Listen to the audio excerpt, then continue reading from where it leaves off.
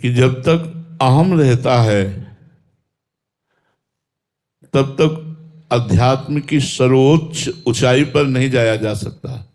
सूक्ष्म अहंकार भी जब त्याज्य हो जाता है तब अध्यात्म की ऊंचाई मिलती है।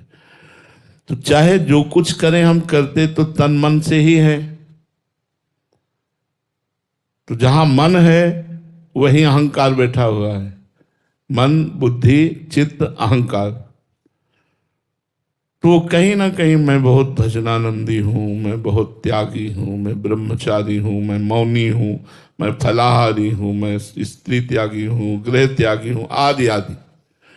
ये जो सूक्ष्म अहंकार बना रहता है, ये ब्रह्मबोध में या भगवत प्रेम में रुकावट लाता है, बाधा लाता है। तो ये जाता कृपा से है। जब कर्ता भाव हट करके ये भाव आता है कि गुरु की कृपा से बात बन गई, तो बोले मोक्ष मूलम गुरु कृपा। मोक्ष का मूल क्या बताया यहाँ? गुरु कृपा बताया। क्योंकि वो जो साधन जनित अहम है वो गुरु कृपा से ही समन होता है, जब हम कृपा का आश्रय लेते हैं।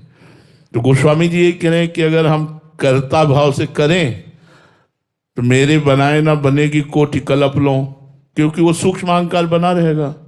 और आपके बनाए जब मेरे को ये अनुभव होगा कि मेरे प्रभु मुझसे करवा रहे हैं, तो मेरा अहंकार गलित हो जाएगा।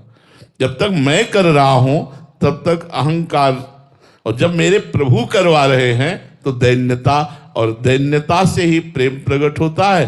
अहम शून्य हृदय में ही ब्रह्मबोध प्रकट होता है। इसलिए गोस्वामी जी ऐसा वर्णन करते हैं कि आप भगवान की शरण में होकर उनकी कृपा को मनाओ और खूब साधन करो।